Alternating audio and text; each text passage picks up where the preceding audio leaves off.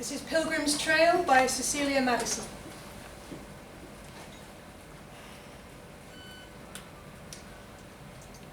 Mum warned me it would end badly. He's a violent man, Ciara, she told me. Look what happened to his wife. I don't care how many years he's been inside, repenting. It's only a matter of time before he raises his hand to you. I wouldn't believe a word of it. Michael's changed, I insisted. He's found God. He'd never harm a hair on my head.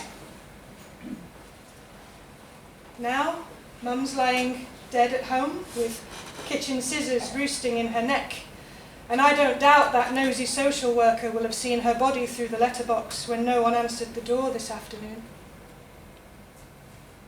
The motorway snakes ahead and we follow the string of ruby-red tail lights towards the horizon. It's warm, almost cosy in the rattling hatchback that Michael's picked up from a pal who owed a favour.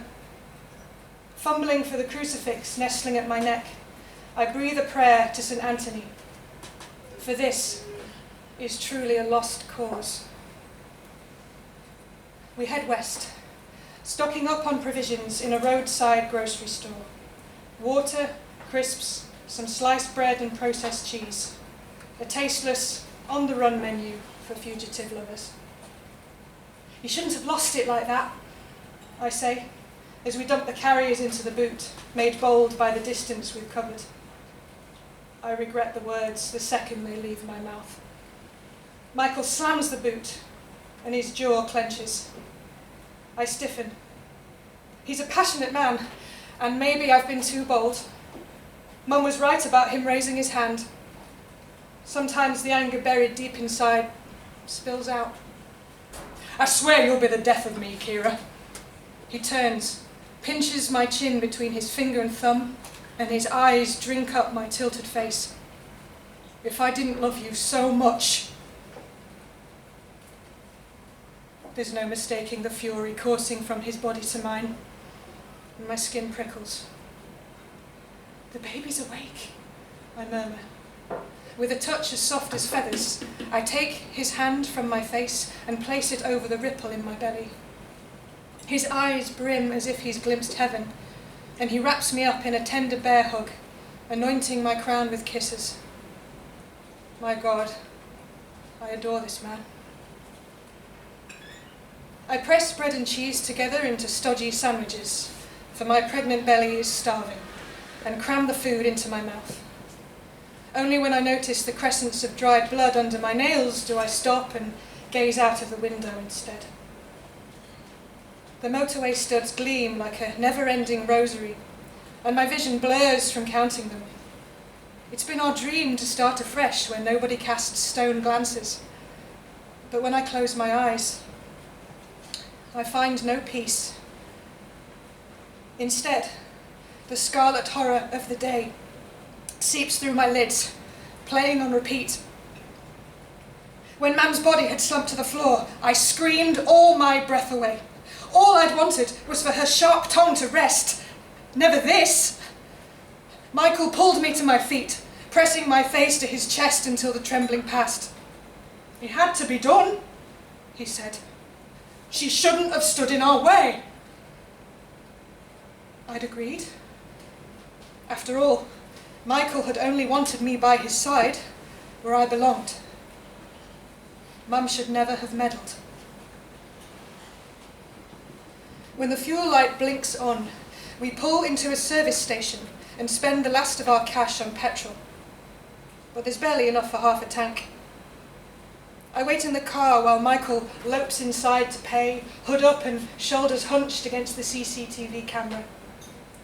There's a queue at the counter, and while I'm waiting, I reach into my coat pocket for my phone.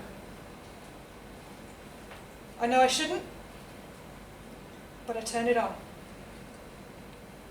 Multiple missed calls from Sandra, the social worker. I tap on her name. She picks up after the first ring, her voice oozing with concern. I picture her furrowed brow and her liquid brown eyes. But I've seen how her mouth puckers when she listens, a sure sign her caring demeanour is fake. Just like Michael says, all she wants to do is trip me up. I bet those lips are as creased as scrunched paper right now. Ciara, are you okay? She gushes. I'm fine. Are you with Michael? Is it safe to talk? I can talk for a minute. You know, we know what Michael's done to your mum. Ciara, I'm so sorry. No words come to mind, so I wait. Where are you, love? She presses. Just tell us where you are and we'll come and fetch you. It's not too late to make the right choice. I'm sorry, I have to go. Ciara, think of the baby! I drop the call, slipping the silenced phone into my pocket, just as Michael strides back across the forecourt. We buckle up and set off. Where are we heading? I ask as the traffic thins out and the mountains loom like approaching thunderclouds. To the peninsula. There's an abandoned cottage out on Connor's Point that a cellmate mentioned. We can hunker down there for a week or two. I pick at my fingernails, counting the days left until my due date. We've talked about a free birth, far from the prying eyes of midwives and those who'd interfere. We've decided that a natural birth is best, with only God to intervene as he sees fit. But now, the thought of delivering in a windswept shack ties my stomach in knots. The police will be after us, I say. We've had a good head start, he retorts, but I've spooked him. He turns on the radio and tunes in for the news. Gravely worried, a newsreader announces after naming me, her contralto voice as calm as if she were reporting high winds out at sea.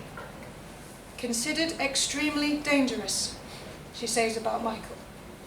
Members of the public are urged not to approach. Michael slams the steering wheel with his fist and the car lurches. God damn it! They think I'm a monster. I'm not that man anymore. I cradle my belly, shrinking into my seat. When the world hates you, remember they hated Jesus first, I remind him. He glares through the windscreen. Moments pass before he nods and offers a gruff amen. The petrol runs out in the early hours and Michael steers the juddering car up an overgrown logging track. In the heat of the whispering forest, I lean across the seats and shiver in Michael's arms, drifting in and out of sleep until dawn. Michael's still snoring when my full bladder and aching back force me to stir. Murmuring words of reassurance, I wriggle from the rigid crook of his arm and heave myself outside. Showers have drenched the forest in the night, and the air is as damp as if just exhaled. I stumble a short distance from the car to pee, steadying myself against the trunk of a tree as I squat. Rummaging in my pocket for a tissue, I find my phone and glance through the multiple text messages. Please call. We just want to know you're okay. Think of the baby. Ciara. Michael looms over me, making me jump. I swear he never even snapped a twig creeping up on me. Ashamed, I place the phone in his extended hand and scramble to my feet, rearranging my clothes. I told you to leave it behind. His eyes glitter as he scrolls through the messages. Don't you realise there can trackles through this? When Michael's temper sparks, it's best not to say a word. He breaks open the phone, scattering components at our feet. And the sting as he slaps my face makes me gasp. Get moving. Where?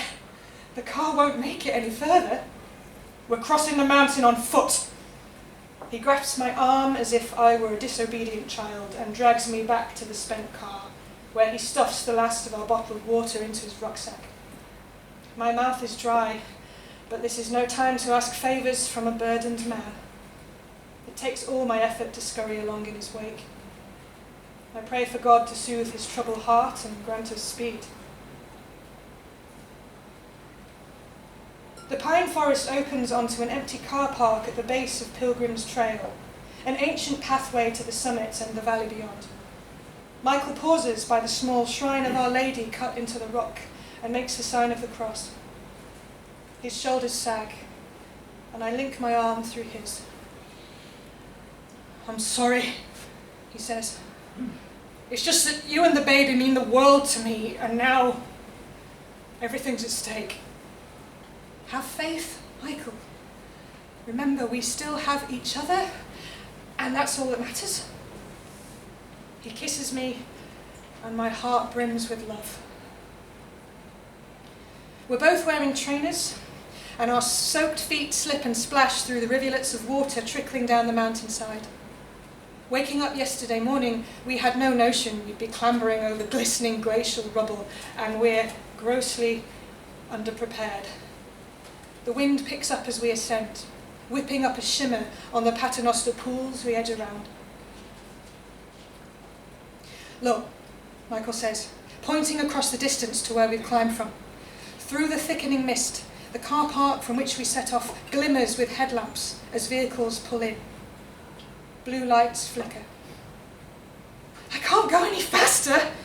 I scramble on for a few more steps and pause, panting. The path is too narrow to accommodate the ungainly ballast of my body, and I'm cursing the wobble of my treacherous ankles. The sheer drop to our side makes me cringe. Michael turns to glare at me, his hands raised to his head.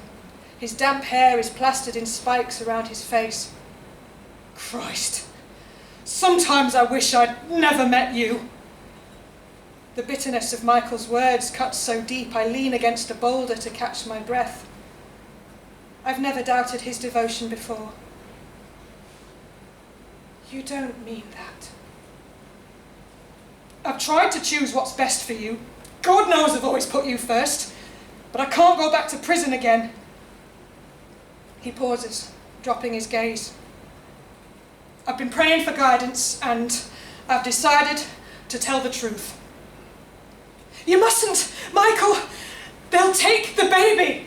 "Oh, Ciara, they're always going to take the baby, don't you see? But if they know the truth, perhaps they'll let me play some part in his life. It's over, Ciara. I'm done protecting you." He can't let me down like this. Not now. Rage bubbles up and roars in my ears. The same rage that washed over me yesterday when Mam and Michael were screaming blue murder at each other, and I had to make it stop. With the same strength that I drove the scissors into Mam's neck, I lurch forward and throw my weight into Michael, pummeling his chest. He staggers, unbalanced by his rucksack, eyebrows raised and mouth agape. His hands clutch at my shoulders, and for a second, I fear we'll both topple over. But he does love me after all, for he propels me away with a shove that sends me staggering and him reeling backwards. His arms flail like wings, but he is gone, a fallen angel swallowed by the cloud. Loose rocks patter after him, tapping their way into silence. Blessed are those who mourn. I fight an urge to follow, for never have I felt such despair. Sandra's words echo in my head, swooping like vultures to pick at my heart. "Think of the baby, love. Think of the baby." I stroke my belly, feeling through my skin for the knobble of his shoulder, the smooth, curved back. She's right. It's what Mum and Michael would want. I'll tell Sandra exactly what she wants to hear. I'll explain how Michael was laden with guilt when he tripped and fell. For how can that hurt him now?